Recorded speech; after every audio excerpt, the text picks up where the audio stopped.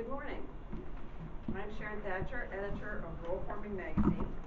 On behalf of the magazine and the Construction Rollforming Show and Shield Wall Media, I would like to welcome you to the 2019 Construction Rollforming Show. We are offering this educational programming and launching the Construction Rollforming Association as part of an effort to help grow a safe and profitable industry. I would like to introduce you to Bill Griffin. He will be making a presentation on life cycle cost analysis of new versus used equipment. Hi, everyone. So Sharon said, my name's Bill Griffin. I'm with Metal Rollforming Systems. Some of you, I recognize some of you are some new faces, but obviously all interested. The show of hands, how many people have rollformers right now? Okay, and then how many of you would be interested in getting rollformers? Is that kind of where you're running costs right now? Okay, that makes sense. So what we're going to do today is kind of look at, what you need to look at used equipment, when you're inspecting a machine, for value, for remaining life, for condition, and then we're going to go into kind of some of the cost analysis of that, how that cost savings looks, what type of cost savings in total, with your business plan are you looking at, and delve into that. It's going to be a little tricky. We're going to wade into some murky waters because we can't really give you everything that you need to inspect on a rollformer. It's like buying any used piece of equipment, right? There's bearings, there's power transmission components, there's electronics, there's hydraulics, there's all sorts of things that you need to inspect. So we're going to take a high-level view, we're going to look at it, and then if you guys have questions after the show, if you want to come visit us, we'd be more than happy to speak with you guys, kind of go into greater detail with you, but that's where we're going to start. So if anybody has any questions at any time, please feel free, raise your hand. We'll try to address it as best I can in the time we're given here, but we'll get after it. Next slide. So what we're going to do is kind of take a quick compare and contrast. What do you get with a used machine and what do you get with a new machine? And this is just going to be real quick. We're going to go over it, but there's obviously some advantages with new machines, and then we'll get into why you want to consider a used machine. So with a new machine, you're obviously going to get the factory warranty, the factory support, the factory technician coming out there. Used rollformer, you probably won't get a warranty.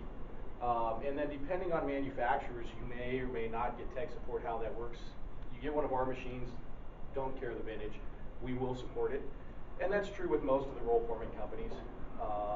So you call them up, you can get parts and stuff. So you just want to make sure that you can still get componentry support, get your questions answered. When you order a new machine, obviously you get to spec everything, right? You get to spec the profile, the voltage, the direction, how you want it configured. Everything's built for your application. With a used machine, you might be trying to make something fit your application that's not necessarily what you need.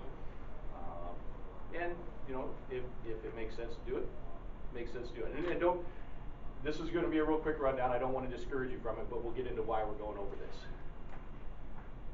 Componentry designed to work together for maximum efficiency. When you get an uncoiler and a shear and a rollformer and controls brand new, they're all designed to run the same speed. They're all designed to communicate with each other and integrate with each other. And not necessarily will that be the case with used equipment. You might find a coil reel from one vendor and a rollformer from a different vendor, and then controls from a third vendor. And the new machine, if you get a single deck, you can add a second deck. If you order with the intent to add corrugateds or other profiles or versatility, all that can be spec'd into a new machine, where the used machine is what it is. You're going to get the latest die design and technology. You guys with the rollformers know right now, they grade 80 steel. They can be anywhere from 80 KSI to 110 KSI. It's all over the board right now. And so having those overbends, having those new die designs, that's an advantage. So why do you want to buy used, right? That's the question we're all in here for. That's what we're looking at. When you buy used equipment, the reason that you want to buy it is to save money. That's the whole reason that we're here. So the whole crux of buying used or buying new. Buying used, you're buying with the intent to save money and maybe have an expedited or a quicker delivery. So we're going to look at, you know, what you need to inspect so that you're getting the good value when you buy new, when you buy used. So the first thing you're going to want to do is evaluate the condition of the machine. Right? You want to know, is this machine going to last? Is this machine going to service you well? And is it going to accomplish what you want? You want to evaluate first what's included. Okay? So if you're going to get a roll former and you've got to go out and you've got to buy an uncoiler, if you've got to buy a shear, or if you've got to buy other pieces to complete this equipment, odds are that the costs are going to increase quickly. Okay? So you have this used piece of equipment, now you've got to adapt a shear for it, or you've got to add control systems for it. All of that takes labor in the field, which is expensive. All of that takes customizing the components for you. So all that takes time and money, and you start to lose the value of buying used. So make sure you get an uncoiler. Okay. You know, you want to look at the shear. You get the uncoiler, the shear, you get the coil cart, you get the in-feed table, you get the roll former, you get the controls with it.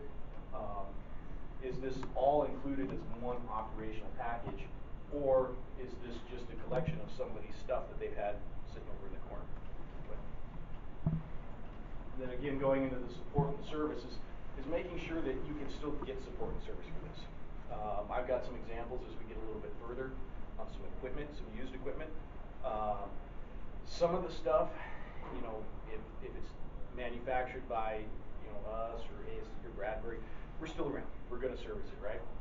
But if you're going to get some of the stuff, some older roll formers, maybe somebody's home build project, all of that can be hard to get parts for. You know, you're going to be on your own when it comes to supporting that piece of equipment. So is the business or the manufacturer, are they still open? Still available? And then the tech support. I mean, there's a lot of value. Those of you with roll formers, there's a good chance that at some point you've had to call tech support. Even if it's a basic question, still having that support. And again, not to knock and say that if you buy used, you don't get that, because we would still offer that to you. Most of the other companies would still offer that to you, as long as they're still in business, as long as they're still servicing that. So then you get into the equipment condition. The biggest thing that I tell people when they say, I'm looking at a used line, is the line under power?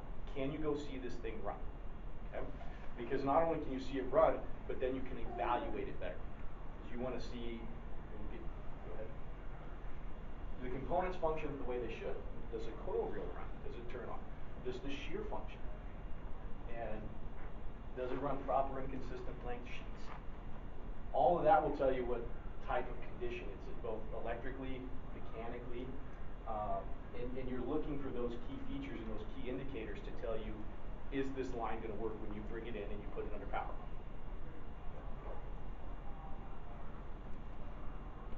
The most critical part of a roll former is going to be the tooling. There's a lot of cost in the tooling, and the tooling makes the product that you are going to sell. And so if your tooling is worn or damaged or it's not performing well, the product that you're going to try to sell is not going to be competitive in the market. So with some evaluation, you can look at it, and what you're looking for is how closely those profiles match, top and bottom. Are there wear points here in the radiuses? Are the dies crashed, or have the dies, the chrome worn off? So when dies top and bottom, when they touch, they will crash. Two very hard surfaces coming together, they will actually pit themselves and damage themselves, work their way through the chrome. You can see a little bit of the, sorry, it's not real clear with the projector, but you can see where it's pitted and it's rough and it's rusted right there. That's caused by the dies contacting themselves. And an operator can misadjust it, bring the top deck down, touch the bottom shafts, and that can really hurt a set of tooling. It can start scratching paint, have all sorts of issues. So really, really pay attention to the condition of your tooling. Because if you've got to replace tooling, and we'll go into that on some of the further slides, but you're going to have a minimum cost of 30 to 40 grand to go in there and replace all the tooling, up to over $100,000 if we've got to come in there and do shafts, dies, labor, and everything. So that right there can make or break the deal for you. So again, if the line is running, you can see all of these things. You can inspect the tooling, you can check the lengths, and then you can get into what the panel looks like in the panel condition. So what you're looking for, here's an example of a panel that does not lay flat. So see that? That should be flat across the surface there. And that is indicative of one of two things, either die wear or misadjusted machine. If it's a simple machine adjustment, it's real simple. Call them up, gauge it maybe, feeler gauge it, adjust it, and get that panel to lay down nice. And then you're looking at the coverage too. Okay, so you're 36 inches overall, 9 inches between the ribs. What you're looking to see is if it's consistent. Does the panel measure 36 inches? If it's wide or if it's narrow, does it need shim work? Does it need adjustment? What's the root cause of that? Again, because so much is in this tooling, you really want to key in on what's going on there. You're looking for taper issues, head to tail. Does it measure consistently from head to tail? That's all angles, right? If the front of the sheet is different from the back of the sheet, that's going to be angles. That's going to be induced by your tooling. And then does it overlap? Does it seal well? So when you take the two sheets, put them over each other, you're checking that lap on there. Is that lap good? So inevitably what you're looking at is this panel good? Can I sell this panel, or do I need to work on it? If I need to work on it, talk to one of the manufacturers on the machine. Now you're going to know if the support's still available. Call them up. Say, hey, I'm looking at buying this machine. Here's the serial number. Here's the tooling number. What can you tell me about this? And then they're going to look in their records and they're going to say, okay, I can support this. I can't support this. This is what it would cost to retool it. Because you need to know what you're looking at, the whole picture. You can start here, but as we get a little bit further down, we're going to look at, okay, what's my range? What's my delta going to be? What's my high? What's my low? When it looks at buying this used equipment. So again, as you evaluate it, make sure to see what's included, what type of support and service is still available, what's the condition. Again, anytime a machine is out of power or not under power, I always suggest to a customer that you should take it at a discount, because unless you can see that machine run with your own eyes, you don't know what it's doing. So really, really pay attention to trying to get the customer to put it under power, or whoever you're purchasing it from to put it under power. Tooling condition, critical component, and then the panel condition, which again is determined by the tooling condition. And this is what you're selling. So if it's not good, if you can't sell it, you might find yourself in a position where you can't sell to contractors, you can only sell to do-it-yourselfers or homeowners because the product is not that good. So now we're going to kind of look at some costing examples. And these are just ones that I found online, pulled them up on eBay. So we're going to look at it from a very generic standpoint. Go ahead. So there's a 2001 Signature. It's an older machine. It's got the spacers or the set collars on it. It's got a single station decoiler. So I don't know how many of you are familiar with that, but it's not the coil reel style. But 95 Bradbury. An old Griffin post cut machine, which appears to be an import, and then a 95 ASC machine. And we got some prices here. And pay attention to these because we're going to go in, and now we're going to start getting into the cost value, the cost benefit here. Next slide. So when you look at your investments here, and again, this is, it's kind of hard to see with these colors, but what we're going to start looking at is what's my delta, what's my range, right? So if you buy this machine here, this 2001, what are my costs going to be when it's all said and done? So a similarly priced new machine, somewhere around $200,000. And when you start looking at these numbers down here, they're going to change as we work our way over. And they're going to give you your range. So, rigging cost. When you purchase a new machine, the loading onto the truck is typically included. That's not always the case for a used machine. Sometimes the customer or the person selling the machine doesn't have the capacity to load it onto a truck. You know, they might have to hire a rigging company. And those costs can add up. So, you know, we've just got 0 to 2,500. And then here we've got freight. Now, freight's going to be about the same. It's going to depend, you know, maybe you're picking it up close. But in most cases, when somebody's selling a used line, they don't want it in their backyard. So it's not going to be in the same state. They're going to try to sell it a few states away so that they're not going into competition. Setup. When you buy new, you're going to typically get the tech, the installation tech included. When you buy used, if you want a factory tech, you know, it's going to depend on how much work you need on the machine. You know, if you just want us to come out there, or one of the manufacturers to come out there and do a setup, you might be on the low end of that spectrum. But if you need to get some service work done, or maybe you want the tech to not only go out and tear it down and prepare it for the rigging company, but then you want them to come back out and do the installation for you, you could have, you know, anywhere from $5,000 to $15,000 in labor. And repair. This kind of goes into the tooling costs and things too. Depending on the condition and depending on the evaluation, especially if you cannot see it under power. If you cannot see it under power, you know, we're going to budget in that higher figure because you might need valves, you might need drives, you might need other components that you don't realize. So as you kind of look at it, you can see on the low end, you know, we're still doing pretty good against new. On the high end, you know, some of these are even more. So that's where the critical analysis of looking at the machine and determining the condition comes in. Because you don't want to end up with a machine that you're paying more for that's used. Right? And believe me, we've seen a lot of things. We see some of these go really good. People will pick up these used machines. And there's a few of them out there. They don't come up every day, the good used ones. They typically go pretty quick. But there are bad ones too. There's horror stories of guys buying these and new tooling, new drives, rebuilding the whole thing. Components that you would think would be with the machine, B-tables that they didn't get. On the next slide. So now we're going to analyze the data. We're going to look at it, you know, basically from an overall business investment perspective.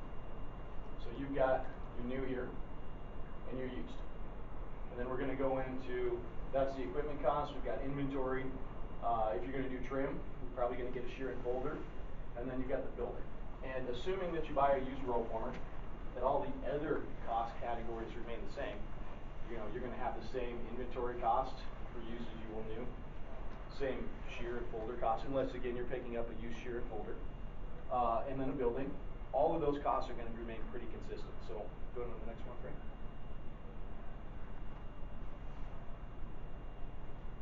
So here we've got the inventory, and this is the percent of the total over here. So as you see, the roll former investment, if you've got 150,000 in inventory, you got a shear and folder for 100,000, you got a building for 300,000, you know, all that's kind of on the light end there. But you've got a total investment of somewhere around 750,000, which makes the roll former 27% of the investment, your inventory sitting about 20%, your shear 13%, and your building at 40%. So again, this number, as you can see, these numbers all remain consistent. And this is your total investment here. So you're anywhere from about 600,000 to 775,000. And that's your range. Those are the numbers from the last page. Okay, so that's with the $48,000 on that used roll former. If everything works out perfect, you don't have to invest a penny more into it. The rigging's included, and you make a smoking deal on it. So then you'd be about a $600,000 investment versus $750,000. So then we're going to take those numbers and we're going to drill down a little bit more. So same numbers we pulled from the last slide, just plug in right here for the total investment. So with rates right now, and not everybody's financing, some of you are paying cash, but with rates right now, the rates are really low. So we kind of do a quick analysis of what is my monthly payment cost. So you can see here, you've got $650. That's also, they're each on there. about $100,000 off. Anyway, they're off the same amount. So we just did an evaluation. Interest rates right now are hovering around 5%, 84 months. And here's your monthly loan. If you financed everything, you financed the building, you financed your inventory, you financed your equipment. So you're anywhere from about $9,200, you're between $7,000 and $9,500 over here, and your total. So the delta between these things is you're looking at anywhere from about a $2,100 per month to a $350 savings to a $350 per month cost. And that $350 per month cost increase to buy used versus new is all dependent on the condition. Okay? So much depends on inspecting that machine, determining the condition of it, determining the condition of the tooling and how it functions. And I cannot stress enough that see that thing under power, look at the panel it produces, because if you're just going to take the word over the phone, you know, that seller has no reputation to uphold. That seller has, you know, no warranty with it. So when you're dealing with the manufacturer, those are all things we have to consider. It's like we have a reputation to uphold. We have a warranty that comes with the product. So we're going to make sure that in the end you're happy, or a used seller does not have any of that to worry about. So again, that savings comes back to that earlier slide, right? And you have to decide, is that cost savings enough to forego this? And this is a slide from earlier where we're talking about the warranty, we're talking about the profile. And in some cases it is. I mean, if you're looking at saving, you know, 70 to 150 grand, which in the earlier model is plausible. You could do that. If you don't inspect it and you get a lemon and you've got to put a bunch of money into it, there's a chance that the answer would be no. The answer is that you could end up paying more. And it's all a matter of the condition, and I can't stress that enough, and I know I'm really harping on it, but if you're going to buy used, inspect. Right? So now that we've got all this, now that we've got some of the financial data in there, now that we know what to look at, then you can start plugging in your numbers. You can start to determine whether it makes sense, whether it behooves you to buy used or buy new. And again, it's going to depend on condition and price. If the machine is in a condition where you can operate it without a huge investment into the tooling, into the machine, you're making a good decision. The other thing to look at too is when you're buying used, let's take a 10-year-old machine. The value of that 10-year-old machine is not what it was purchased for 10 years ago. The value of that 10-year-old machine is whatever new replacement cost is going on. So everybody's going to reference, you know, if the machines went up 20 to 25% in a 10-year span, steel prices went up, equipment designs improved, so forth. Everybody's going to reference the new equipment. People have bought equipment, they've sold it in 3 to 5 years, it's in great condition, they wanted to upgrade or they wanted to move or they, for whatever reason, and they actually sold it for almost as much as they paid for it. And one of the advantages is that they've got this piece of equipment on the floor. There's no turnaround time.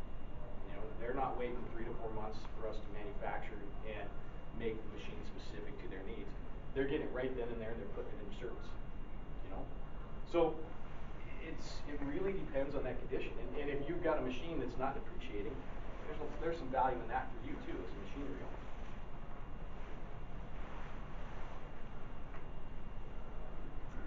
That was it. So that was a lot of information we threw at you guys. Are there any questions? Yes. You had one of your examples was a 95 Bradbury. Mm-hmm. Now, if that was running an ag panel to where it would be 4 foot between the stands, that would probably come with a 3.5 inch shaft. I'm just example Right, okay. But you're running. It was originally designed to run grade 80. Mm-hmm. So if you would run, like I said, going up, if you're going to run grade 120, you're raising it a full third. When does this, how much can you go up before you start having serious problems with shaft deflection? Shaft deflection. So when you get grade 80 material, and you know the coils guys can go into this too, but what you're seeing a lot right now in the coil industry with grade 80 material is there's a lot of recycled material. There's not a lot of virgin raw steel being produced anymore. So what that's doing is driving the carbon content up. It's getting harder. You go anywhere from low 80s to 110 KSI on some material. And my comment on getting the tooling design is that when we build, Bradbury would be the same, when we build tooling for that material, grade 80 material, it's got overbends in it. Now to answer your point on the shaft deflection, some run 3, some run 3.5. I mean, you can go 4.5. You can get all different sizes of shafts. If the tooling is designed recently enough and it's got the proper overbends, it's going to handle about 110 to 115 without much issue. What you will start to see is you're going to get some ski in the panel. And that's where anti-banana fixtures come in there, or anti-ski fixtures. And that is all in the way that egg panel has that little hat on top of it. Punching in those tight radiuses causes stress, causes the material to stretch, and causes the ski.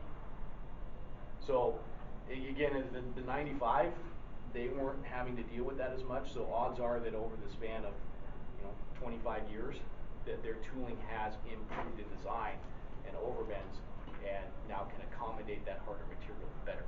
Not necessarily as a result of shafts, but as a result of tooling design. Anyone else?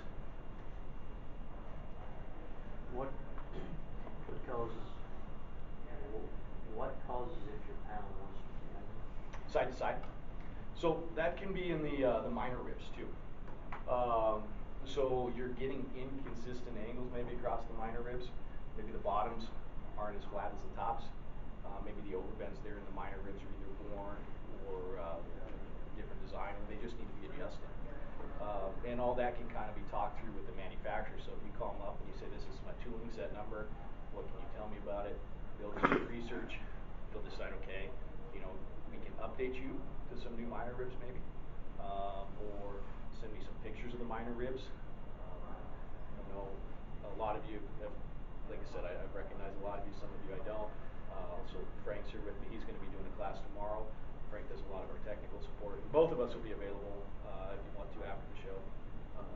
But if you're having issues, but that is something to look at, is how the minor ribs are adjusted. Can you explain oil canning, or do you have issues? So I can explain into the fact that oil canning should not be induced by a roll form. Okay, so when we're having struggles and we're testing material, because there's no perfect coil, and it's only getting worse, guys. You guys, I'm sure you see it. You're seeing more minor ribs and more striations and trims because we're trying to hide that. And so the way that you check it is we take apart, we bend it on a folder, we take apart and run it through the roll former. And if the oil canning is similar, it's in there. The roll former can't take it out. You can do things to minimize it. You can put the minor ribs or the striations in the flats. You can try to reduce the flats. We've been doing a lot of fascias with big minor ribs, because when you get that 10.5-inch leg there, that's really susceptible to oil canning. But I can tell you it's a problem that probably won't be going away soon. It's only going to get worse. Anybody else? Well, I hope it was helpful, guys. I hope you learned some things. So it's talking about what to inspect. We can give you that high-level overview. Obviously, different manufacturers do different things. But if you leave here with one thing in mind, it's try to get it under power, try to inspect the panel. And if you know what you're getting, that tells you what you're getting right there.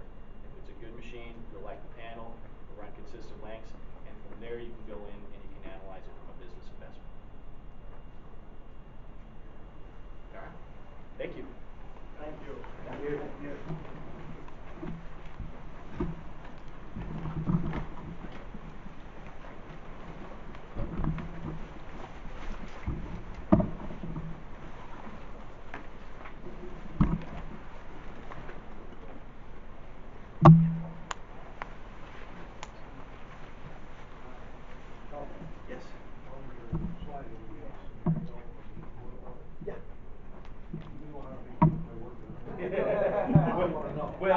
I mean, it's also, you're looking at a 300,000 boat. It's a small, I really tried to gear it towards the startup guys.